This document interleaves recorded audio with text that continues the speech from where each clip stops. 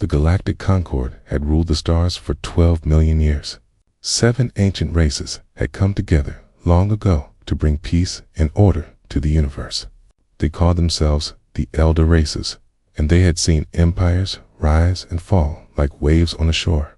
They had watched stars die and new ones take their place. They believed they knew everything there was to know about the galaxy on the oldest world in the Concord. There was a great building made of crystal that was older than most planets. This was the archive of Veltani Prime, where all the knowledge of the Elder Races was kept. The walls were covered with millions of laws and warnings carved into the crystal over countless ages. Most of these rules dealt with trade, territory, and how new species should be welcomed into the Concord. But there was one warning that stood apart from all the others. It was carved deeper into the crystal than any other rule. The letters were larger, and every elder who walked past it would stop and read it. Even though they had seen it 1,000 times before, the warning said, never provoke the humanity, never corner them, never threaten their young. Let them spread to their small worlds. Let them believe they are alone. This is not cruelty. It is mercy. For them, for us, for all. Ambassador Kathrani was one of the oldest living elders. He belonged to the Veltani, a race of tall beings with 4 eyes and skin like polished stone.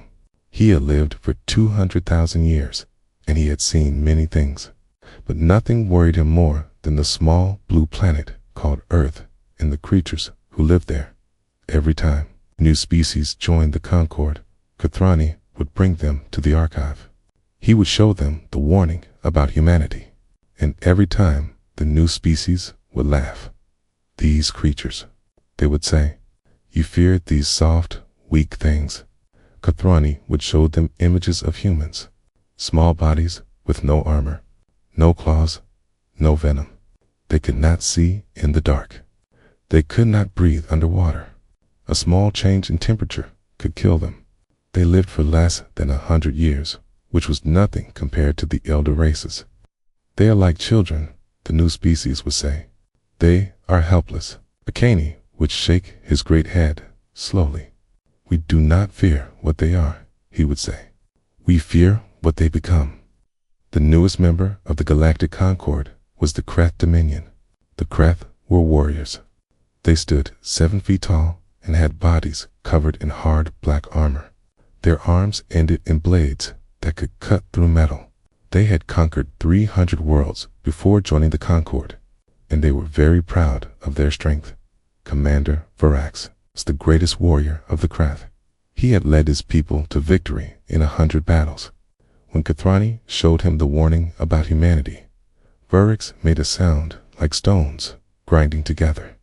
This was how the Kreth laughed. You are old, Varax said to Kathrani. Your people have grown weak with age. You hide behind walls and ancient words instead of fighting. These humans are nothing. I have seen the images. They cannot even survive the weather on their own planet without building shelters. There is more to strength than armor and blades, Kathrani replied. His 4 eyes were dark with worry. The humans have something we do not understand, something dangerous. Krite, what could be dangerous about such weak creatures? Kathrani was quiet for a long moment. He looked at the ancient warning carved into the crystal wall. 6 million years ago, we first discovered Earth. The humans were just learning to walk on 2 legs. They had no tools, no fire, no language. They should have died out like so many other species, but they did not, Rax said. No, they did not. Their planet tried to kill them with ice and cold. They survived. Disease swept through their numbers again and again. They survived. Predators hunted them. They survived. They not only survived, Commander, they conquered. Not through strength or speed or natural weapons. They conquered through something else. What? Stubbornness, Kathrani said. Anger, love. They refuse to accept defeat. When the universe tells them they cannot do something, they find a way to do it anyway. When something threatens their families, They do not run. They attack, even if it means their own death. Verax's blade arms clicked together. That is foolish, perhaps, but it is also terrifying. Kathrani turned to face the Kreth commander. We have watched them for 6 million years. We have seen them make fire to fight the cold. We have seen them build medicines to fight disease. We have seen them split the very atoms of creation and use that power to destroy entire cities. They destroyed their own cities. Yes, and then they chose not to do it again. That is what frightens us most, Commander. They have the capacity for terrible destruction, but they also have the capacity to stop, to choose, to change. Kathrani's voice dropped low. Every other species we have encountered follows patterns. We can predict what they will do, but humans, they surprise us every single time. Verax stood in silence for a moment. Then he made the grinding sound again. Old tales and old fears. The Kreth do not hide from weakness. If these humans are so dangerous, perhaps we should teach them their place in the galaxy. Perhaps they need to learn that there are greater powers than their stubborn anger. Kathrani felt something cold move through his ancient heart. Commander, I am asking you, please, leave the humans alone. The warning exists for a reason. Kezos was already walking away. His blade arms caught the light of the archived crystals as he moved. Keep your warnings, old one, he called back. The Kreth bowed to no one, and we certainly do not hide from animals who cannot even grow proper armor. Kathrani watched him go. Then he turned back to the ancient warning on the wall. He read the words again, though he knew them by heart. Forgive us, he whispered, to no one. We tried to warn them. We always tried to warn them. But deep in his old heart, he knew that warnings only worked when someone was willing to listen. And the Kreth had never listened to anyone. The galaxy was about to learn why the warning existed. The human colony on Kepler 4 for to be was a small and peaceful place. Just over 12,000 people lived there on a world that orbited a distant star. They had left Earth 5 years ago, traveling in cold sleep across the vast emptiness of space. They were farmers, scientists, teachers, families who wanted to build a new life on a new world. They did not know that the galaxy was full of other species. They did not know about the Galactic Concord or the Elder Races. They thought they were alone in the universe. Brave explorers, taking humanity's first steps toward the stars. The colony was called New Geneva. It had green fields where crops grew under an orange sky. It had small houses built from local stone. It had a school where children learned about Earth and dreamed about the future. It was a good place, full of hope and hard work. Commander Verax looked at this world and saw only weakness. His fleet arrived without warning. 15 warships dropped out of faster-than-light travel and filled the sky above New Geneva like dark clouds. The colonists looked up in wonder at first. They thought it might be a rescue mission from Earth, or perhaps proof that they were not alone in the universe. Then the broadcasts began. Creatures of Earth, Verax's voice boomed across every radio frequency. I am Commander Verax of the Kreth Dominion. Your world now belongs to us. You will surrender. You will submit, or you will die. You have 1 hour to choose. The colonists did not have weapons. They had farming tools and mining equipment. They had small vehicles for moving crops and supplies. They had hunting rifles for dealing with the dangerous animals that lived in the forests. That was all. The colony council met in the town hall. Some wanted to surrender. What choice did they have? They were farmers, not soldiers. They had children to protect, but others refused. An old man named Thomas Chen stood up. He had been a soldier once, long ago on Earth.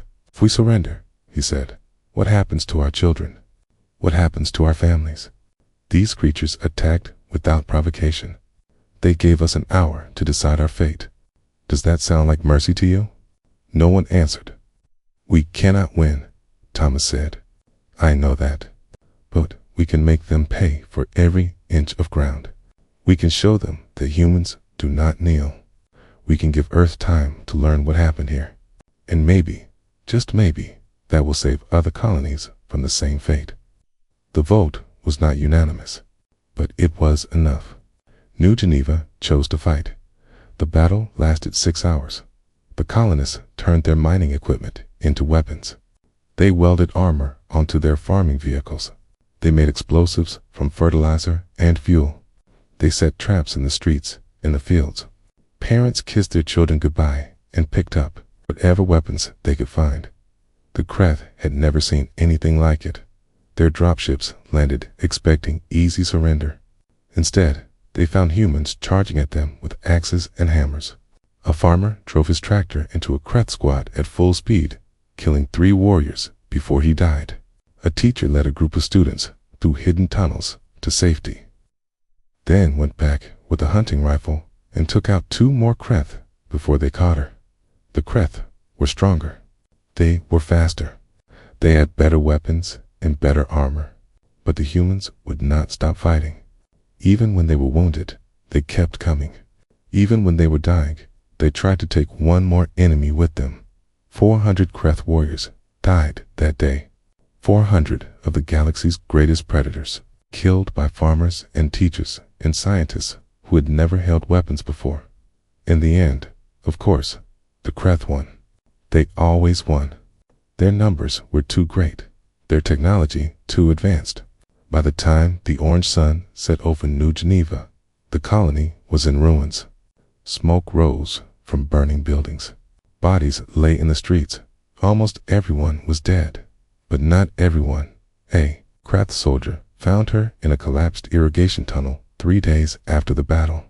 A little girl, 7 years old, with dark hair and dirty clothes. She was holding a broken radio, still trying to send a message to Earth, still trying to call for help that would never come in time. Her name was Maya Chen. She was the granddaughter of old Thomas Chen, who had died fighting in the town square. She was the last survivor of New Geneva. The Kreth soldier brought her to Commander Varax. Varax looked at this small creature, this tiny human child who had survived when all others had fallen. He saw no threat. He saw no value. He saw only an opportunity. Set up a broadcast, he ordered. All frequencies. I want Earth to see this. His officers obeyed. Cameras were positioned. Signals were boosted to cross the vast distance to humanity's homeworld. Commander. Varax stood before the camera with Maya Chen at his feet. The child did not cry. She did not beg. She simply looked up at the monster who held her fate in his blade-like claws, and there was something in her eyes that Varax did not understand. Creatures of Earth, Varax announced. This is what happens to those who resist the Kreth dominion. Your colony is destroyed. Your people are dead. And now, watch what happens to the last of them. He killed her quickly. A single stroke. He thought he was being merciful. Then he smiled at the camera with his horrible alien face. Stay on your little world, humans. Stay quiet. Stay afraid. Or this will happen to all of you. The transmission ended far across the galaxy. Elder Kathrani watched the recording in his chamber. His 4 eyes were wide with horror. His ancient hands trembled. What have you done? He whispered to the empty room. What have you done? He had tried to warn them. He had explained the danger. But Varax had not listened. And now humanity had seen one of their children murdered on a live broadcast. Kathrani had lived for 200,000 years. He had seen wars and disasters and the death of entire civilizations. But he had never been more afraid than he was at that moment, because he knew what was coming. The humans were going to respond. And when they did, the galaxy would never be the same. Earth received the transmission on a Tuesday afternoon. It came through every satellite, every radio dish, every antenna pointed at the sky. Scientists saw it first, then governments, then the news networks. Within an hour, every person on Earth had seen the video of Commander Varax standing over the ruins of New Geneva. They had heard his threats. They had watched him kill a 7-year-old girl named Maya Chen. For 3 days, humanity said nothing. The Galactic Concord watched through their hidden observation satellites. They saw the humans go quiet in a way they had never seen before. Television broadcasts stopped. Radio signals faded. Even the constant chatter of the internet fell silent. The entire planet seemed to hold its breath. Elder Kathrani watched from his chamber on Veltani Prime. "They are broken," said the other elders. "They have seen true power, and they have given up hope. This is what happens to primitive species when they face reality." But Kathrani was not so sure. He looked at the silent planet and felt something cold in his heart. This was not the silence of defeat. This was something else, something he had never witnessed before. On Earth, the humans were not giving up. They were working. Every scientist on the planet was awake. Every engineer, every physicist, every mathematician. They had gathered in laboratories and universities and government facilities. They were studying the alien transmission, picking apart every signal, every frequency, every piece of data they could find. They learned the alien language in 16 hours. A professor in Tokyo figured out the basic grammar, while a team in London decoded the vocabulary. By the end of the first day, they could understand everything the Kreth had said. They traced the faster-than-light signature of the alien ships. A graduate student in Mumbai discovered the mathematical principles behind it while drinking her 5th cup of coffee. She had not slept in 30 hours. She did not care. Her little sister was the same age as Maya Chen. They designed weapons that should have been impossible. In Germany, a team of engineers built a working prototype of a railgun that could fire projectiles at a fraction of the speed of light. In America, another team cracked the secret of artificial gravity. In China, scientists figured out how to generate power from nothing but hydrogen and willpower. The governments of Earth did something they had never done before. They worked together. Old enemies shared secrets. Rival nations sent their best minds to help each other. Borders meant nothing. Politics meant nothing. Only one thing mattered: making the aliens pay for what they had done. The factories ran day and night. Workers who had never built anything more complex than cars were suddenly constructing spacecraft. Miners pulled raw materials from the ground faster than ever before. Farmers fed the workers. Teachers watched the children so their parents could keep working. Everyone did something.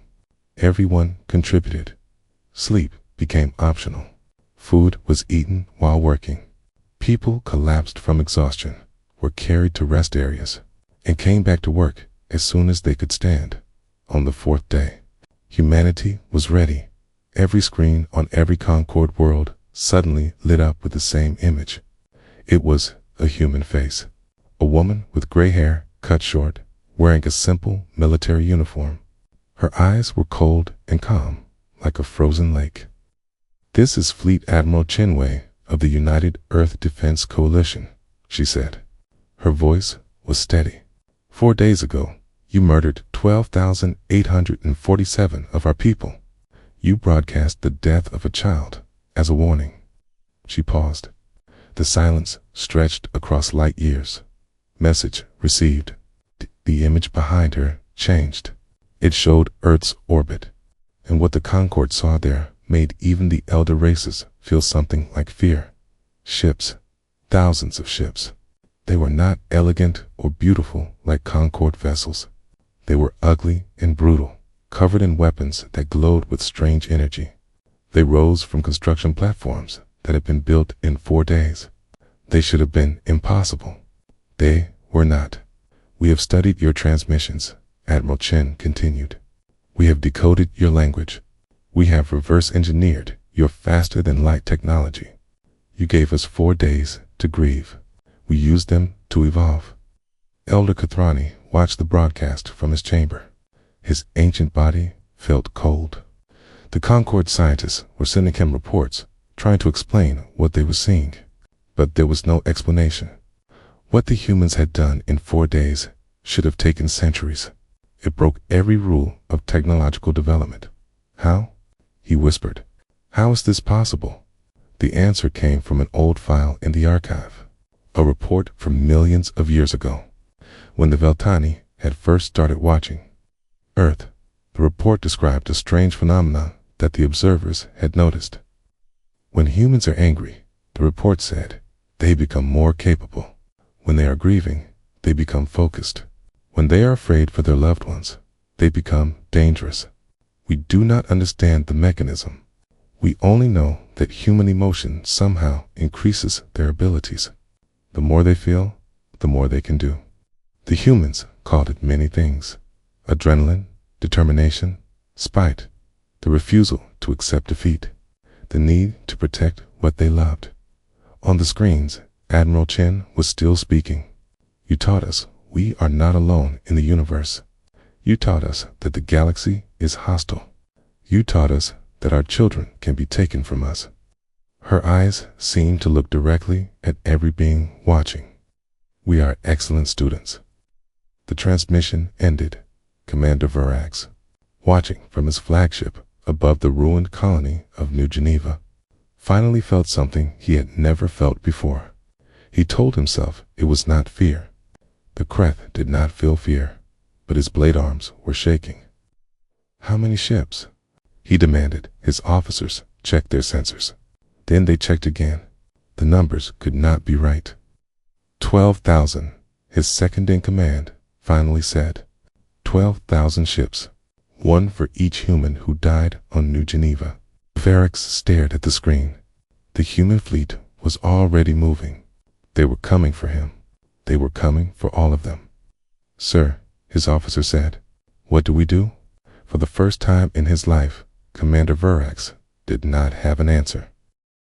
The war against the Kreth Dominion lasted 11 days. It was not supposed to be possible. The Kreth had ruled 300 worlds. They had the most powerful military in their sector of space. Their warriors were living weapons, born to fight, trained from birth to kill. They had never lost a war in their entire history as a species. They lost this one. The human fleet hit the first Kreth outpost like a hammer striking glass. The aliens had expected a long journey, weeks of travel time to prepare their defenses. But the humans had improved the faster thunlight technology. They arrived in hours instead of days. The Kreth commanders sent distress signals to their homeworld. They fight like nothing we have seen, they reported. They do not retreat. They do not sleep. When their ships are damaged, they crash them into our vessels. When their weapons fail, they board our ships and fight hand to hand. They are laughing. They are laughing as they die. It was true. The human soldiers had discovered something strange about themselves. When they should have been terrified, they felt calm. When they should have been exhausted, they felt strong.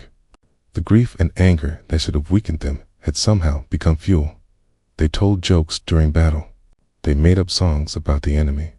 They gave their ships names like Maya's Revenge and Remember New Geneva in surprise. You aliens.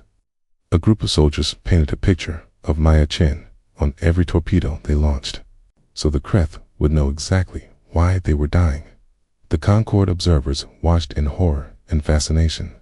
They had seen many wars over their millions of years of existence, but they had never seen anything like this. The humans were not just fighting. They were sending a message. Every battle, every victory, every destroyed Kreth ship was a statement. You should not have touched our children. The Kreth fell back, world by world. Commander Verax ordered his fleet to regroup at their strongest fortress, massive space station that had never been conquered. 20,000 Kreth warriors waited there, along with enough weapons to destroy a small moon. The humans did not even slow down. They hit the fortress from every direction at once. Human pilots flew their fighters through narrow gaps in the station's defenses, gaps that should have been impossible to navigate. Human Marines breached the hull in 100 places and fought their way through corridors filled with enemies, A Kreth captain later described the battle to Concord investigators. "They would not stop," he said. His voice was still shaking from the memory. "We killed 10 of them, and 20 more would appear. We sealed a corridor, and they would cut through the walls. One of them was on fire, actually burning, and she kept fighting until she fell. Even then, she was still trying to crawl toward us. The fortress fell in 6 hours. The remaining Kreth forces retreated to their homeworld. They believed they would be safe there. They had defense platforms in orbit, ground-based weapons, millions of warriors ready to defend their people. Commander Verax made a speech to his people. "We are Kreth," he said. "We do not surrender. We will fight until the last of us falls. Let these humans come. They will break themselves against our defenses like waves against rock." The humans did not attack the planet. Instead, they sent a message. "Commander Verax, you have 1 hour to surrender yourself and your senior officers. If you comply, no more Kreth will die.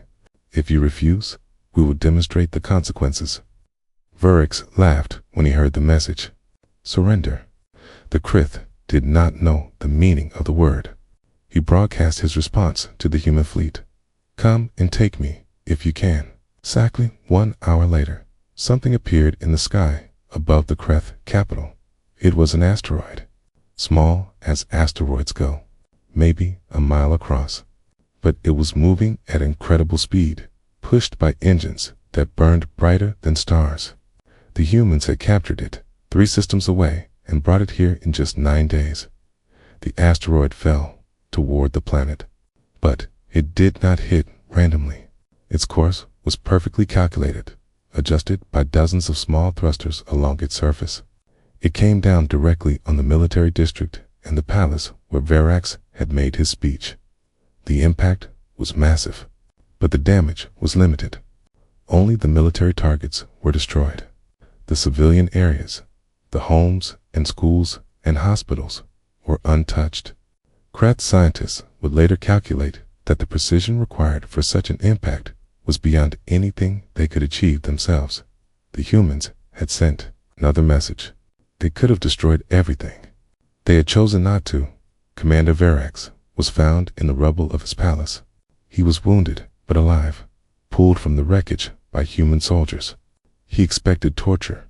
He expected death. He expected the same cruelty he had shown to the people of New Geneva. Instead, a young human soldier sat down next to him and offered him a bottle of water. Verax stared at the bottle, then at the soldier. The human had burns on half of his face. His uniform was torn and covered in dust. He looked exhausted, but his eyes were calm. "Why?" Verax managed to say. The soldier shrugged. "Because you are beaten. The fight is over." He opened the water bottle and placed it within Verax's reach. "That little girl you killed. Her name was Maya. She was 7 years old. She wanted to be a scientist. She wanted to discover aliens and make friends with them." Verax said nothing. He did not know what to say. "You could have had that," the soldier continued. "First contact, friendship, trade, learning from each other. Maya would have loved to meet an alien. She would have asked you a million questions about your world and your people." The soldier stood up slowly. His movements were tired, the exhaustion finally catching up with him. "Instead, you chose this. You chose to kill her. You chose to make us your enemies." He looked down at the Kreth commander with something that might have been pity. "So here we are. Your military is destroyed. Your empire has fallen. And you are sitting in the ruins of everything you built, wondering where it all went wrong." He turned to walk away, then stopped. "The answer is simple, Commander. It went wrong when you touched our children. That is something humans will never forgive, never forget, and never stop punishing." He left Verax sitting in the rubble with a water bottle. The Kreth dominion had fallen, but the humans had not destroyed them. They had defeated them, broken their military power, and then stopped. They took no slaves. They claimed no territory. They did not seek revenge against the Kreth civilians who had nothing to do with Razax's attack. They had proven they could be monsters, and then they had chosen not to be. That was the most terrifying thing of all. The Great Hall of the Galactic Concord had not seen a full assembly in 800,000 years. There had been no need. The elder races had solved most problems long ago. Their laws were ancient, and their peace was stable. Nothing surprised them anymore until now. The 7 elder races sat in their traditional positions around the great circular chamber. The Velthani, with their 4 eyes and stone-like skin. The Moradi, beings of pure energy contained in crystalline shells. The Drexi, ancient creatures who communicated through colors and light. The others, each one different, each one older than most civilizations. They had ruled the galaxy for 12 million years. They had watched species rise and fall. They had guided some toward peace and let others destroy themselves. They believed they understood how the universe worked. They had been wrong. The doors of the Great Hall opened, and the human ambassador walked in. Her name was Sarah Okonkwo. She was 42 years old, which meant she had lived for less than a single moment by elder standards. She had dark skin and gray eyes, and she walked with the confidence of someone who knew exactly where she stood in the universe. She was the first human to ever enter this chamber. She would not be the last. She knew, she said before anyone else could speak. Her voice was calm but firm. It was not a question. Elder Kathrani bowed his great head. Yes, we knew. For how long? We discovered your world 6 million years ago. Your ancestors were just learning to walk upright. We have watched you ever since.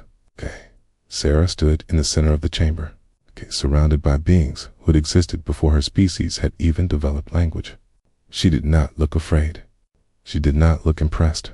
She looked like someone who wanted answers. Why did you watch us? Because you frightened us, Kathrani admitted.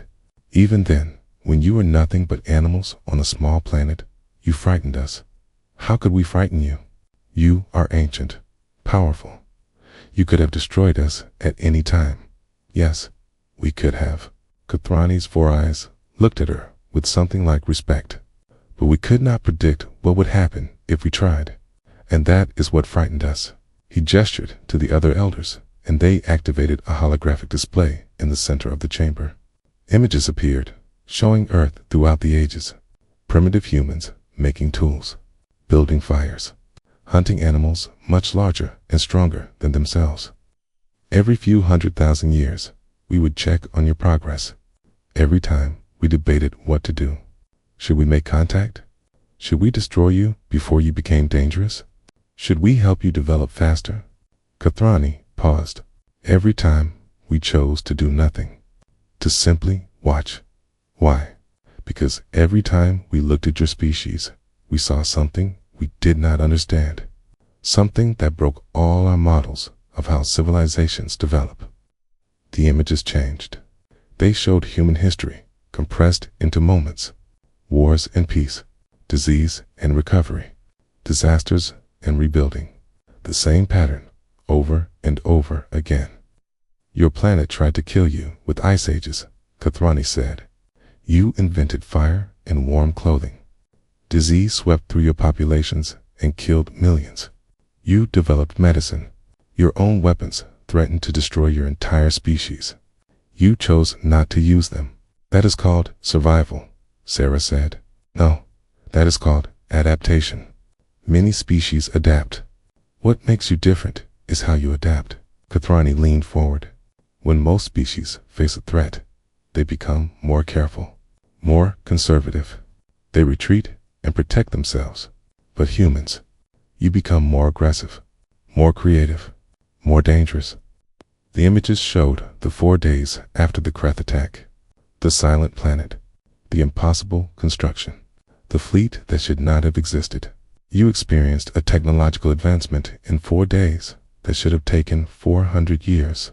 Your scientists solved problems that our best minds have spent millennia studying. Your factories built ships faster than we believed physically possible. Kathrani shook his head slowly. And you did it all because you were angry, because you were sad, because someone hurt your children. Sarah was quiet for a moment. You call it dangerous. We call it love. It is both, Kathrani said. That is what makes it so terrifying. You are capable of terrible destruction. We saw what you did to the Kreth. You broke their entire empire in 11 days. You could have done far worse. You chose not to. We do not want to be monsters. No, but you can't be when you need to be. That is the difference between you and every other species we have encountered. You have the capacity for both great destruction and great mercy, and you choose which one to use. Kathrani's voice dropped low. Most species are predictable. We can model their behavior, predict their choices. But you surprise us. Every single time. The other elders stirred in their seats. The Marathi flickered with uncertain colors. The Drexy shifted through shades of concern. They had all seen the reports. They had all watched the war. They all knew that the ancient warning about humanity had been proven correct. What do you want? Kathrani asked finally. You have defeated the Kreth. You have shown the galaxy your power.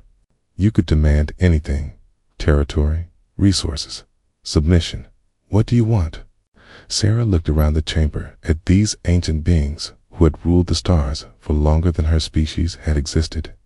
Then she spoke. We want a seat at this table.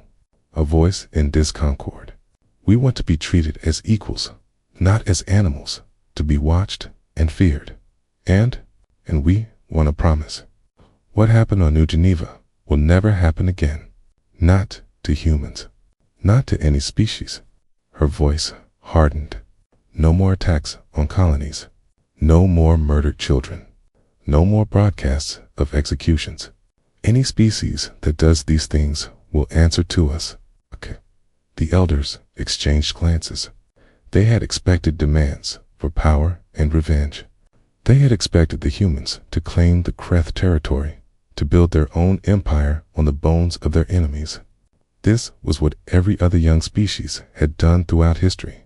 Instead, the humans wanted justice, protection, not just for themselves, but for everyone. Kathrani felt something strange in his ancient hearts, something he had not felt in a very long time. It took him a moment to recognize it. Hope. The warning will be updated, he said, slowly. It will no longer caution against provoking humanity. What will it say? Kathrani looked at this young human who stood without fear before the oldest beings in the galaxy. He thought about everything her species had done in just a few short days. The impossible technology, the terrible war, the mercy shown to defeated enemies. It will say this, he replied. When the darkness comes, stand with the humans. They have a way of making impossible things possible, and they never forget their friends. Sarah nodded once. It was not a bow or a sign of submission. It was an acknowledgement between equals. Then we have a deal, she said. She turned and walked out of the great hall, leaving the elder races to contemplate a galaxy that had suddenly become very different. The Veltani, philosopher who first wrote the ancient warning, had lived 3 million years ago. He had watched early humans struggle to survive on their dangerous planet. He had seen something in them that frightened him, something wild and unpredictable and impossibly stubborn. He had written the warning because he believed that someday, somehow, humans would rise up and shake the foundations of the universe. He had been right, but he had also hoped for something else. He had hoped that, when humans finally took their place among the stars, they would bring more than just war and destruction. He had hoped they would bring something the galaxy had been missing for a very long time, the capacity to change, to grow, to become something better. As Sarah Okonkwo walked out of the great hall and into a universe that would never be the same. She did not know about the ancient philosopher or his hopes. She only knew that her species had been pushed to the edge of destruction and had pushed back. They had proven they could be terrible when they needed to be. Now they would prove they could be something else. From that moment, the galaxy changed forever. not through conquest or fear, but through the simple, stubborn, magnificent refusal of one small species to ever stop fighting for what they loved. And, for the first time in 12 million years, the elder races looked to the future with something other than certainty. They looked with curiosity, with respect, and yes, with a little bit of fear. But mostly, they looked with hope, because the humans had arrived, and nothing would ever be the same.